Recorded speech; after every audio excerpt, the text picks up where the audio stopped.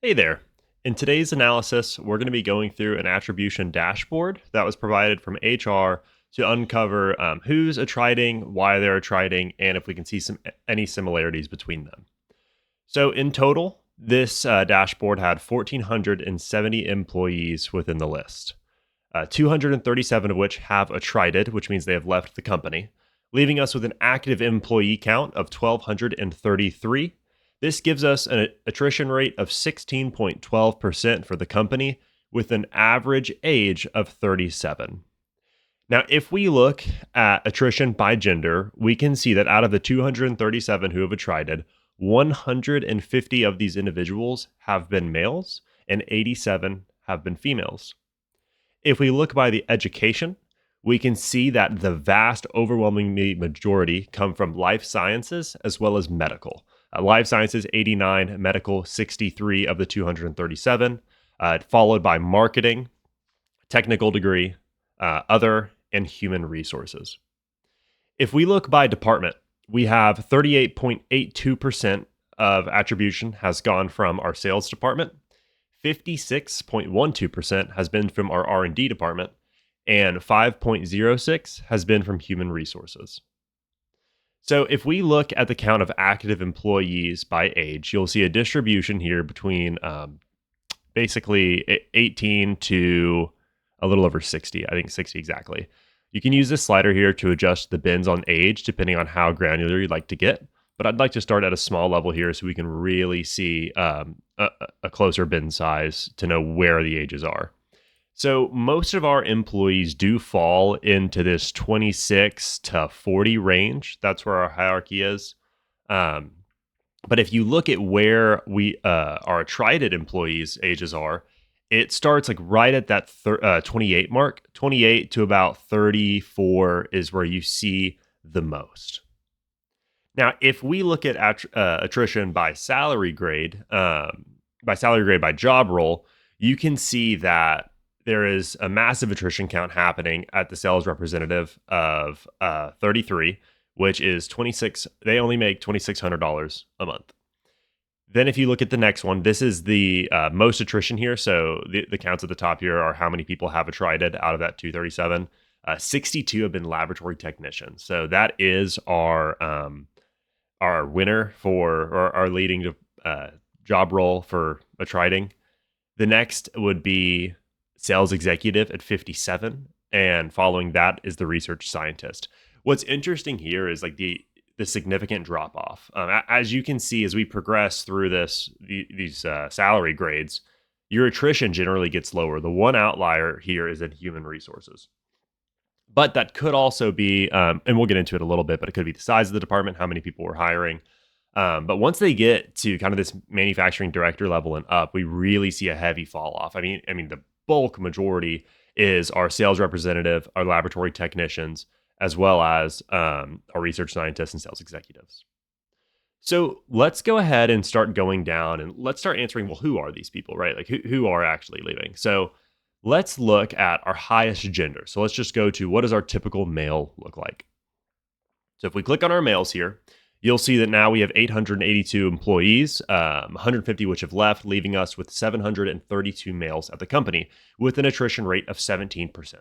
So that is a little bit higher than the company attrition rate. Our average age still remains about that 37 mark. And our education attrition for male, they are still in the life sciences and the medical. You can see that they do take up about 60% of the research and development who have attrited. So that is a pretty good majority. Now, their age distribution is a little bit different here. They are in that sweet spot of people who are leaving, which is that 34-year-old around here, that the 30 to 36. So this is the active employees, right? So this is basically who's still working for the company. You have that large 28 to about 44 as the majority of males working at the company. The ones leaving, though, are right at that 28 to like almost late 30s. You can see as far as what types of jobs they're in. They are the laboratory technicians, which we've seen here from life sciences and medical. And then there's also their sales executives and the research scientist. So all of which are showing us kind of on a larger scale with females and males, like these are the problem childs. So now if we switch it over to females, you can see here that their age is a little bit, like who's leaving is a little bit different. So you can kind of guarantee on the males that your highest attrition is really happening from that 28 to 36 range. For the females, it's a little bit different. We've had a lot of attribution or attrition around that 20 mark, so the young 20s. And then as soon as that 28 to 34 again is still that sweet spot. And this kind of makes sense thinking from it just like a professional level. These individuals are early in their career. They're trying to make jumps. They want to get those promotions and take those next steps. And for some reason at our company, they either don't have the opportunity to do so or they don't see an opportunity and they might be making that jump. So the big thing that I'd like to look at here is if we go out and we look at these salary ranges, the sales representatives are making $2,600 a month, which have been 33. We've had 33 people in these positions leave. So let's go into that position and see who these are. So this is a mix between males and females, and the ages are those early professionals. So once again, we can see that these individuals really are just young. They could be making a jump. But what's also very interesting here is they have marketing degrees and life science degrees. And let's talk about marketing because I can actually speak to that from a personal sense. This actually happened to me out of college. I have a marketing degree. I went and worked for a sales organization, and I realized that I did not like working for that specific sales organization. It actually kind of turned me off of sales completely, and now I am the digital marketing lead at a credit union because sales was very glamorous, and you kind of think you want to get in there after college. You drink the Kool-Aid. Some great salespeople talk to you, and they're like, "Oh, this is an awesome career path, so you want to get in there."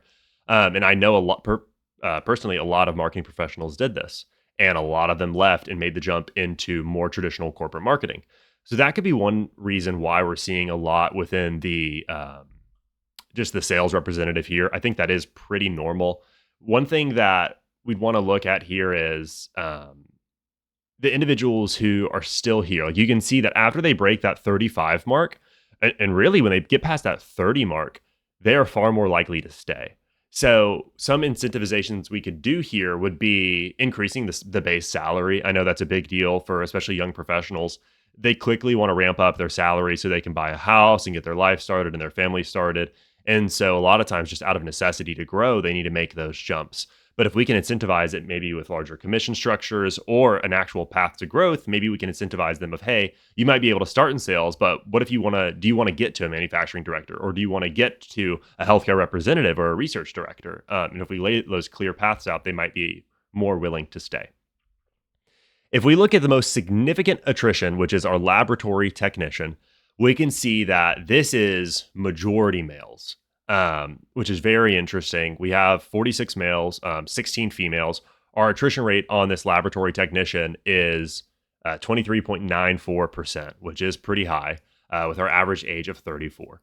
So you can see here, the ones who are attriting, you have basically that fall off again, really after 40s. Like after 40s, you're pretty good to stay, but it's pretty consistent throughout the entire, 18 to 36 mark, other than two spikes that occur at that 28 to 30 range and then that 32 to 34 range.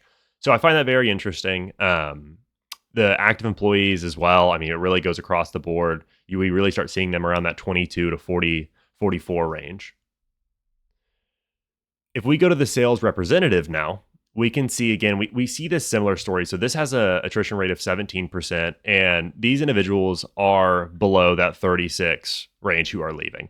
And you can see even the workforce is younger.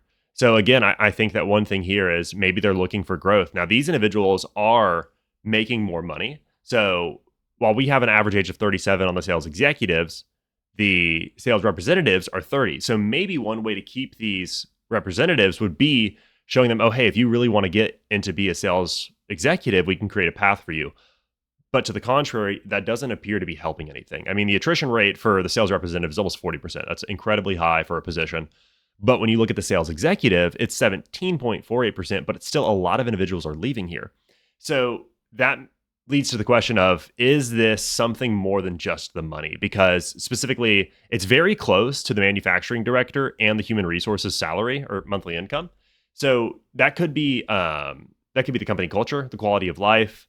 Maybe they don't really like getting into, maybe they decide they don't want to lead sales. Like maybe they could be tired of, if these sales executives are leading a team of sales representatives and the sales representatives are consistently leaving the company and leaving their team, maybe they don't like that turnover. That could add more work onto their plate.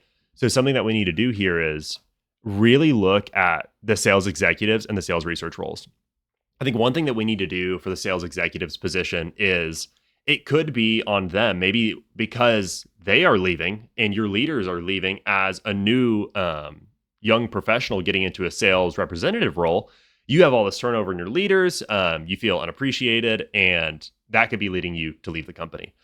So I think we need to find sales executives who intend to actually stay at the company. What that could look like would be more than just sign-on bonuses. I know that's so common for sales companies, but if we could somehow incentivize them to stay longer, I think that would be beneficial. If we can get a better quality applicant, if we look at their track record and see that they've been hopping every 2 years, like many sales individuals, maybe not consider that individual for a sales executive role, because we need to create some form of consistency. I mean, when you look at these, for instance, like the manufacturing directors, it's an attrition rate of 6%. Healthcare representative, 6% again. A research director, 2%. I mean, these are individuals who, when they get in, they stay. And you can see that this is all, we have employees from the 26 all the way to the 60 range. And our managers as well. These are going to be your really the later 30s, early 40s, getting to the managers here. And they have just a 4% attrition rate. So it's really that early career, and it's the sales. So my next steps would be, look at sales leadership, not just the sales executive. Look at what we're doing from a sales leadership standpoint, whether that's going to be a C-level executive leading all these individuals. But we need to ask ourselves why that turnover is still existing. And what I would do next is I would do a case study and take a survey with the current employees who are still here within sales. So I would take a group of, within the sales representative, I would take individuals here in this 20 to 23 bucket. I would take probably the 30 bucket. I would take the 34 to 36 bucket and this 38 to 40 bucket.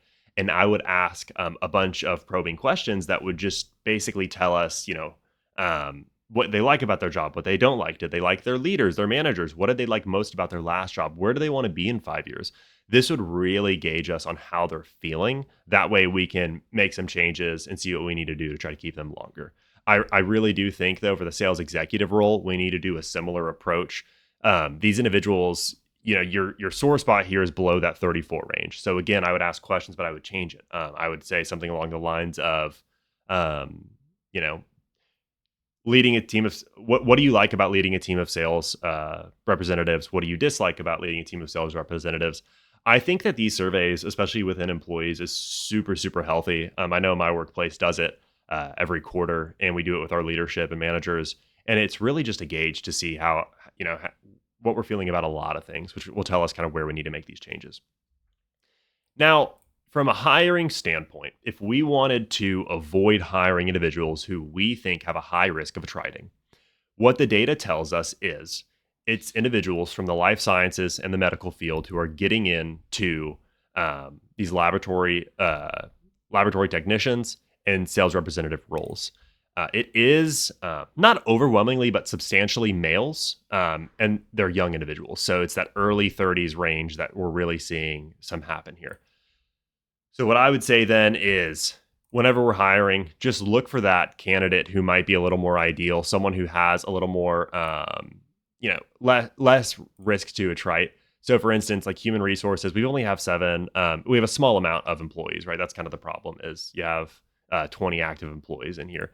But those technical degrees at 24%, marketing at 22%, but medical 13.58%, and life sciences 14.69%. And that's because of the volume of how many employees we have. So it's really, in my opinion, getting people in the right place. And maybe that's through a better interview process or knowing what they really want.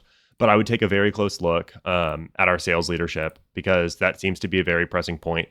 And the laboratory technician, I do believe that this is a younger individual. It's 34, but the salary is just not there. I mean, a 34-year-old trying to really get by on $3,200 a month and start a family and have a mortgage is unrealistic. And this might be a very entry-level position, but this isn't an entry-level age. So I would definitely look at that.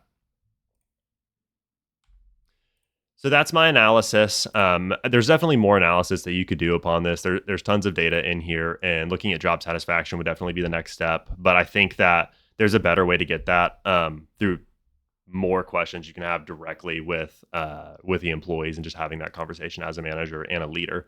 And I think the big thing is they need to buy into the company organization. Attrition at its core. I mean, there's a couple main reasons for attrition, but a lot of times it is that they don't believe the company has aligned values or has a growth path for them. And if you can really lay that out clearly and show individuals that you do care and you want them to grow, then I believe that you can really lower your attrition rate. But it all starts with really just caring about the employee and having really honest and open communication. And definitely look at those sales positions. And I know that is an industry that already has high attrition, but I believe that there is a lot of work to be done there as far as your leadership goes and incentivizing them to stay rather than just hop every 2 years like these individuals do. Thank you very much, and I appreciate it.